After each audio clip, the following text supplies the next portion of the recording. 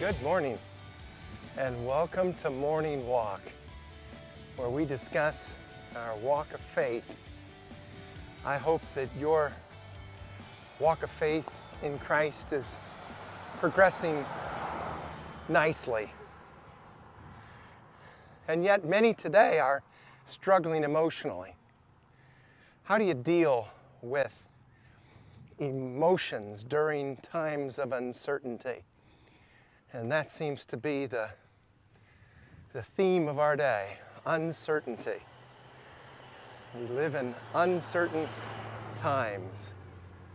Well, do you struggle with your emotions at these kind of times? Well, I think if we're honest, to some degree, we've all experienced emotional struggles. But it's when it gets to an extreme that it's not appropriate for the Christian. Ever feel like the tail was wagging the dog when it comes to your emotions dictating your responses? Well, that would be an emotional imbalance, wouldn't it?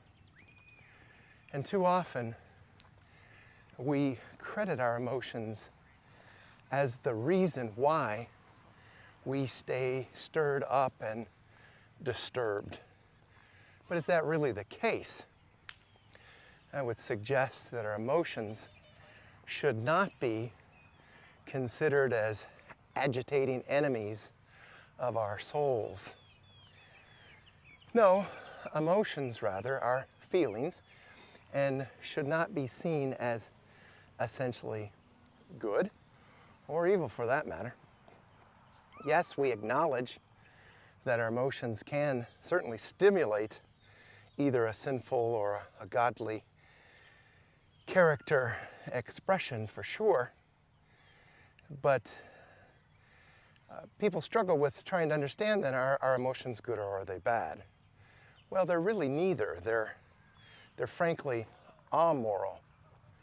So in order to kind of answer the question, we really need to differentiate between the facts, that is the situation as it presents itself in our lives, our response to the fact, which as Christians should be faith, a faith response being receptive to what God is doing in the situation rather than what we're allowing the situation to do to us.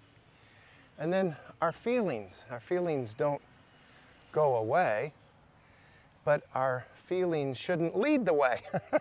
That would be a better way of saying it. Our feelings, our emotional response to the situation. So if we're functioning as God designed us to function, we could actually see our emotions facilitate this process. You see, God's intent for us is that we might experience soul rest in the midst of emotional storms of life. Again, we're not denying the emotional swings and the torrents of our emotions at times. Certainly we feel that because God created us with emotions. And He frankly created us with emotions to motivate us and to complement His purpose. Now, granted, Satan's attempting to use emotions in a negative way because he's Mr. Negativity.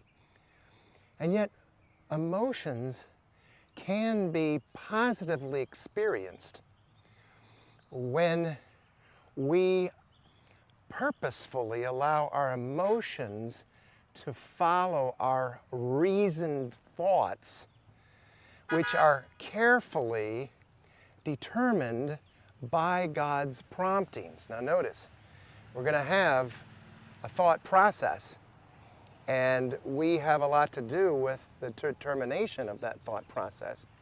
However, that thought process should be influenced specifically by what God's doing in our lives, what we're allowing God to do in our lives, which is obviously the objective of the Christian life. The objective of the Christian life is to allow the Christ life to be lived out through our humanity, which obviously includes our emotions. So, experiencing God's peace produces a settled tranquility in the emotional storms of life. And that's what we're all wanting to experience, isn't it? A tranquility, a peace, a rest. And that occurs by trusting Christ's sufficiency, which allows us then to live in soul rest during emotional uncertainty. So we started by asking or talking about dealing with emotions during times of uncertainty. And I'm reminded of the words of Peter during those times, casting all of your anxieties on him, on Christ, because he cares for you.